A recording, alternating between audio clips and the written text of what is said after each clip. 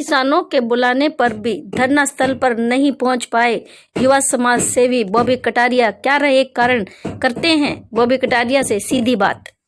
मौजूद हैं गुरुग्राम के बसई गांव में और आपको बता दें कि बसई गांव जो है वो पहचाना जाता है प्रसिद्ध समाज सेवी और युवा कार्यकर्ता बॉबी कटारिया के नाम से भी उसको पहचान मिली हुई है, क्योंकि बॉबी कटारिया जिस तरीके से समाज के और महिलाओं को हर तरीके के मुद्दे उठाते हैं और उसकी समस्या को जो परिवार से मिलकर, सरकार से मिलकर, प्रशासन से मिलकर उसका समाधान करवाते हैं, उसी के लिए वो जाने और पहचाने जाते हैं। और अब इस देश के अंदर सबसे बड़ा मुद्दा है किसानों का मुद्दा, जो कि दिल्ली के हर चारों तरफ जो दिल्ली के गेट पर दस्तक कर बैठे हुए हैं और सरकार ने जो कानून लेके आई है, जो बदलाव किए हैं, उसको लेकर वो धरने पर बैठे हैं कि सरकार उनसे आए और बात करे। और इसी संबंध में हम बात करने पहुंचे हैं बॉबी कटारिया के घर पर और उनसे हम चर्चा करते हैं इस विषय पर कि बॉबी कटारिया किसानों का मुद्दा लेकर अभी तक क्यों नहीं आए। और हम इसके फेसबुक से जुड़े हुए हैं, इनके कमेंट्स हम पढ़ते रहते हैं, इसके बाद ही हम इनके पास पहुंचे हैं और उनसे बातचीत करते हैं कि क्या कारण रहे, क्यों नहीं घर से निकले और क्यों नहीं किसानों के पास पहुंच पाए बॉबी कटारिया। सबसे पहले तो राम राम सभी को।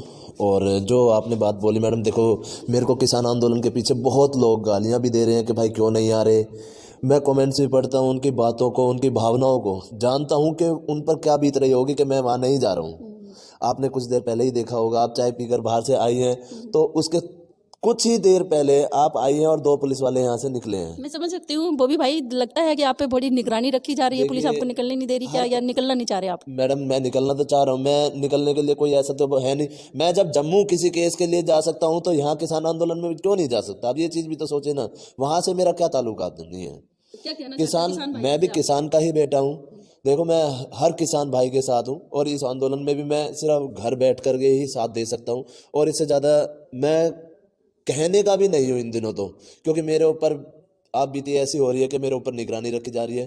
तो कहीं ना कहीं मेरे ऊपर और कुछ केसेस भी लगाने के लिए शायद मेरे को ही बोला जा रहा हो, शायद मेरी अच्छाई के लिए, बुराई के लिए, कि ये ना हो जाए कि भाई ये वहाँ जाए और कोई ना कोई बड़ा पंगा खड़ा हो जाए। देखो आज की डेट में जातिवाद वगैरह सब जगह चल रहा है और यहाँ पर जो है किसान आंदोलन में भी अब तो मैडम देखो, किसान आंदोलन जो शुरू हुआ था वो हुआ था किसान आंदोलन शुरू, और अब चल रही है पॉलिटिक्स, कांग्रेस बीजेपी, ठीक है, जिसमें स्वाद लेने वाली दुनिया है और कुछ भी नहीं है। तो आप किसान भाइयों से क्या कहना चाहते हैं कि इस धरने के बारे में कि खत्म किया जाए, क्या किया जाए सरकार से? देखो मैं तो जब तक किसान भाइयों की मांगे जब तक पूरी नहीं हो जाती, मैं तो नहीं कहूँगा इस धरने को खत्म किया जाए। मैं तो उन साथियों से भी अनुरोध करूँगा, चाहे मैंने 1000 आदमियों की मदद करी हो, चाहे मैंने 100 आदमियों की मदद करी हो, मैं अपने उन साथियों से ये जरूर बोल सकता हूँ कि मैंने आपकी मदद करी है तो आप भी किसान आंदोलन में जाके हमारे किसान भाइयों की मदद जरूर करें। वो भी भाई आप बाकी से अपनी बात को कह देते हैं और ये भी नहीं सोचते कि क्या हुआ, जिसका रिजल्ट भी देखा है हमने पिछली बार आपके साथ बहुत जो हुआ, तो बाकी से अपनी बात को रखना। क्या आप मानते हैं कि अगर इस पर रोक लगती है तो क्या इंसान की जो स्वतंत्रता है उस पर रोक लगाई जाती है? देखिए जी, ये तो प्रशासन का खेल है।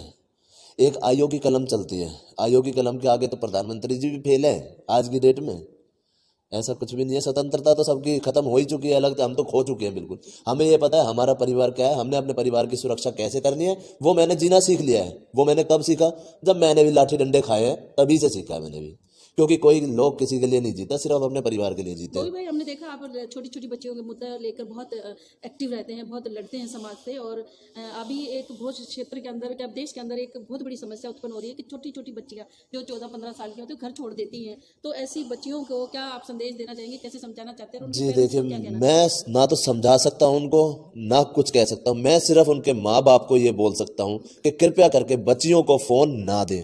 अगर फोन देते हैं तो इतना भरोसा ना रखें अपनी बच्चियों के ऊपर, क्योंकि 15 साल की मैडम छोड़िए ना, 12 साल की लड़की भागी है 5 लाख रुपए लेकर अपने पिताजी के। 5 लाख रुपए 12 साल की लड़की में, सोचो ना इतना दिमाग आया कहां से होगा।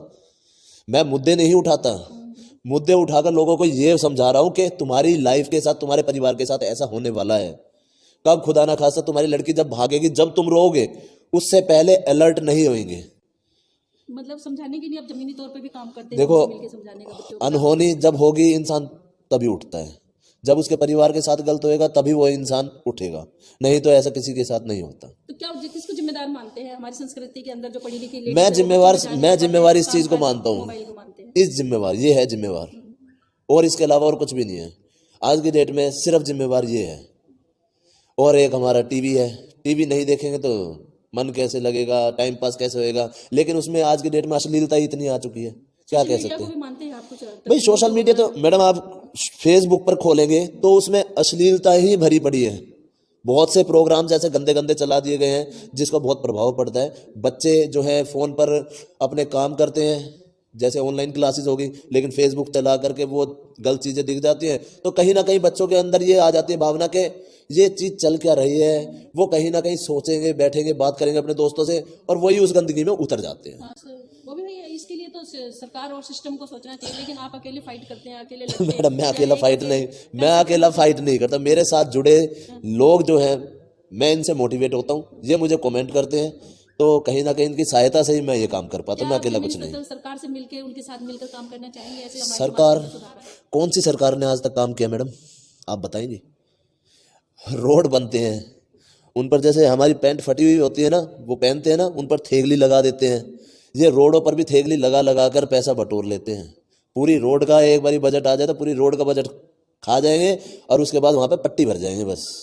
इन फ्यूचर क्या करना चाहेंगे, भविष्य में आपकी क्या प्लानिंग है इन समाज के लिए? देखिए समाज के लिए तो मैं हमेशा आगे से आगे खड़ा रहूँगा, लेकिन मैं एक बार दोबारा से यही बात बोलना चाहूँगा, सिर्फ लड़कियों के लिए उन माँ बाप से निवेदन है, इतना भरोसा ना करके अपनी बच्चियों को, 18 साल की भी हो जाती है अगर पढ़ रही है बच्ची तो उसको फ़ोन ना दे, और अगर फ़ोन भी देते हैं तो प्लीज़ कृपया करके हर चीज़ उसकी नोटिस की जाए। लेकिन फोन न देंगे पेरेंट्स तो, लेकिन सरकार तो लैपटॉप बांट रही है ना। भाई मैडम लैपटॉप बांट रही है, उनका तो कार्य है कैसे बिगाड़ना है, कैसे क्या करना है। लैपटॉप से हालांकि बिगड़ता नहीं है इंसान, बिगड़ता अपनी सोच से है। सरकार फिर भी चलो अच्छे काम कर रही है, इस चीज़ में लैपटॉप बांट रही है, हमें तो आज तक मिला नहीं। वो सरकार पता नहीं कहाँ बांट रही होती है लैपटॉप वगैरह। ये थे बॉबी कटारिया जो समाज सेवी हैं, समाज सेवा करते हैं और कई गंभीर मुद्दों पर इन्होंने काम भी किया है। और आपने देखा कि पिछले कई दिनों में विवादों में भी घिरे रहे हैं और आज किसानों के मुद्दे पर ये बोले हैं और किसानों तक नहीं पहुंच पाने का कारण भी बताया है कि इनके ऊपर निगरानी रखी जा रही है। यहाँ तक कि पुलिस इनके घर के चक्कर काट रही है, समझ लो इनको नज़रबंद की तरह रखा जा रहा है ताकि ये निकल कर कहीं किसानों तक ना पहुँच जाए और विवाद ना बढ़ जाए। राजधानी संदेश के लिए गीता चौहान, बसई, गुरुग्राम।